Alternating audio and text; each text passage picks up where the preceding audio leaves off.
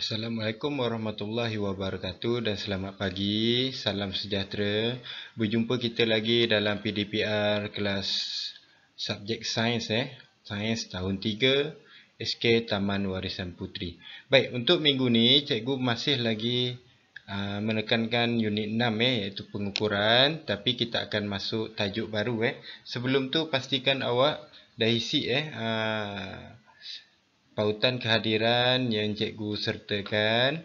Baik, minggu lepas awak dah belajar berkenaan dengan bagaimana untuk kita mengukur isi padu kotak lohong. Untuk minggu ni cikgu akan tekankan berkenaan dengan pengukuran isi padu cecair. Macam mana kita nak tahu berapa isi padu air, berapa isi padu air dalam botol, berapa isi padu air dalam kolam, berapa isi padu air dalam tangki, berapa isi padu air dalam kotak, isi padu air.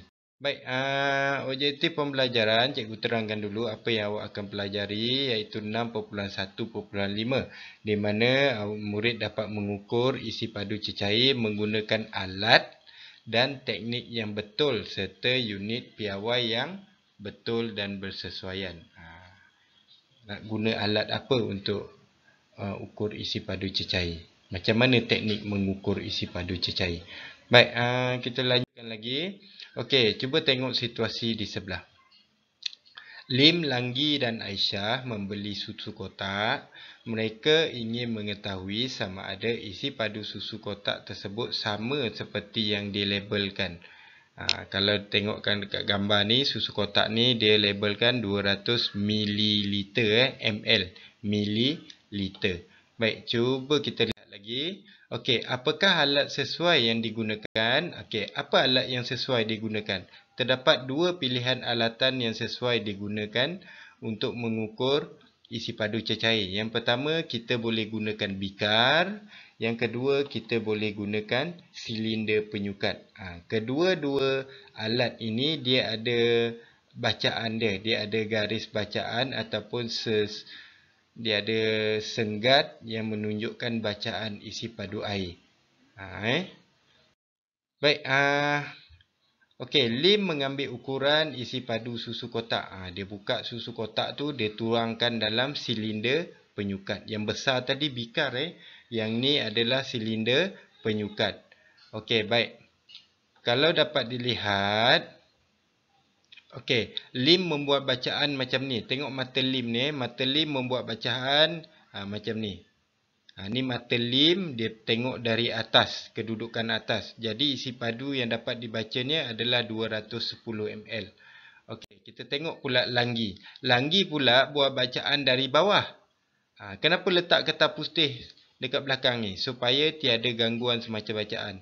Ni kedudukan mata Langgi. Langgi dia tengok dari bawah. Jadi isi padu dia dapat 190 ml. Baik, kita tengok Aisyah pula. Aisyah mengambil ukuran isi padu susu kotak. Sama juga, tapi kedudukan mata Aisyah sebaris dengan paras air. Jadi isi padunya adalah 200 ml. Baik, daripada bacaan isi padu siapa yang betul? Kalau awak tengok, agak-agak Lim, Langgi atau Aisyah, yang mana siapa punya bacaan isi padu yang betul? Daripada ketiga-tiga ni Langgi, Lim dan juga Aisyah. Agak-agaknya siapa punya bacaan isi padu yang betul? Jadi jawapan dia adalah Aisyah. Kenapa Aisyah? Baik, kita tengok. Baik, bacaan Aisyah betul kerana kedudukan matanya di atas meniskus. Meniskus, nampak? Kedudukan matanya sebaris dengan meniskus. Apa itu meniskus? Apa itu meniskus? Awak kena ingat bila ambil bacaan isi padu, kedudukan mata mesti sebaris dengan meniskus. Sebaris, tak boleh duduk atas, tak boleh duduk bawah. Faham Tak boleh, mata awak tak boleh dekat sini, ataupun dekat sini. Ni salah. Ni pun salah. Kedudukan dia mesti sebaris. Sebaris ni baru betul. Okey, apa itu meniskus? Okey, meniskus. Baik, meniskus ialah permukaan cecair di dalam sesuatu bekas yang kelihatan berlengkung. Contoh macam ni melengkung. Tepi dia macam naik sikit ni kiri kanan ni kan. Ni melengkung ni, ini kita panggil meniskus. Jadi mata kita mesti sebaris dengan meniskus ni. Baru awak akan dapat bacaan yang betul. Meniskus ialah permukaan cecair di dalam sesuatu bekas yang kelihatan berlengkung. Ni nampak tak berlengkung ni? Berlengkung. Mata mesti sebaris. Mata mesti satu baris dengan meniskus. Ni awak punya mata. Ini cara membaca isi padu cecair dengan betul. Okey, faham? Baik, cuba kita uji. Okey, awak tengok. Berapakah isi padu cecair di bawah? Berapa isi padu cecair di bawah? 150, 160, 170, 100, 180. Okey. Jadi, isi padu cecair ni adalah 180 mililiter. Okey, seterusnya. Okey, berapa isi padu bacaan ni? Berapa agaknya isi padu bacaan ni? Berapa? Ya, betul. 100 ml, mililiter. 100 mililiter. Okey, baik. Cuba lihat yang berikutnya. Baik, agak-agaknya berapa isi padu cecair merah dalam silinder penyukat ni? Awak tengok mata mesti duduk arah meniskus. Ni arah meniskus. Sebaris. Jadi kita dapat 250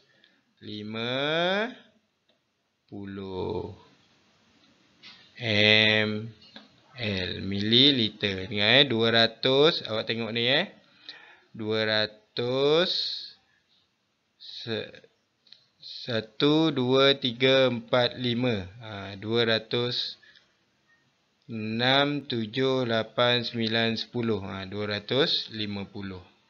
200. Ni 225. Ni 250. Ni 150. 175. 225. 250. Tengok ni mesti sebaris. Baik, berapa isi padu cecair di bawah? Okey, mata mesti arah meniskus. Okey, 60, 70, 60, 62, 64, 66, 68, 70.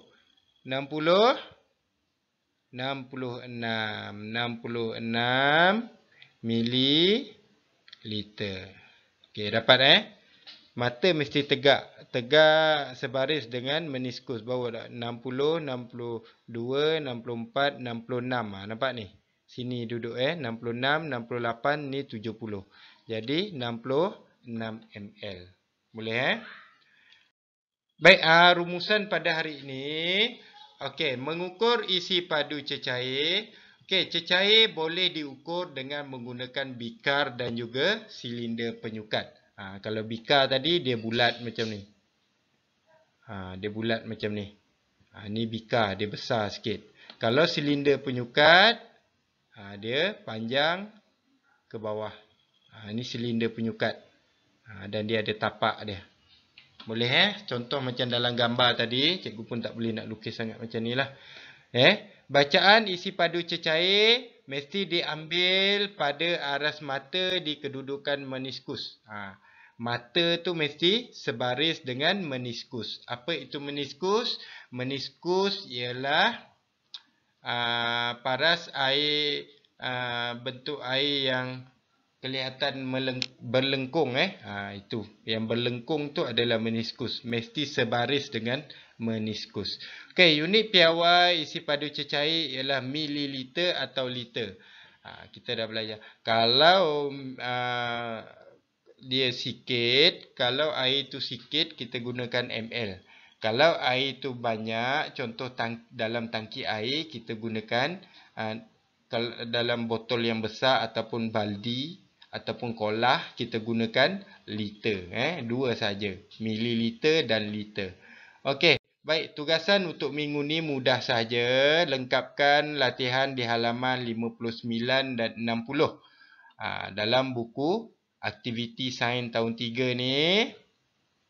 Okey, buku aktiviti sains tahun 3 ni, muka surat 59 dan juga 60. 59 ni awak tandakan alat yang boleh mengukur isi padu cecair. Dia ada dua gambar, dua saja. Apa dia? Satu silinder penyukat, satu lagi bikar, tandakan. Okey, kemudian awak tengok ni, bawah ni, buat garisan. Garisan putus-putus menunjukkan aras meniskus. Yang mana? Kedudukan mata yang betul. Lepas tu awak buat garis putus-putus. Okey, jelaskan jawapan. Okey, kemudian awak bagi tahu. Okey. Mata mesti, jawapan dia, mata mesti selaras atau sebaris dengan kedudukan meniskus. Lepas tu awak tandalah garis putus-putus. Dia dapat bacaan 40 ml. Kemudian yang belakang ni pun sama. Okey, awak susun balik macam mana nak teknik yang betul untuk ambil bacaan isi padu. Awak nampak tak yang kecil-kecil ni? Ini adalah nombor. Awak tulis langkah 1, langkah 2, langkah 3, langkah 4. Kemudian awak salin balik. Atas ni, mana dia? Salin balik. Ikut langkah. Contohnya yang cikgu bagi yang pertama. Contoh yang pertama. Okey. Okey. Kejap. Yang pertama ni. Ni yang pertama. Ni nombor 1.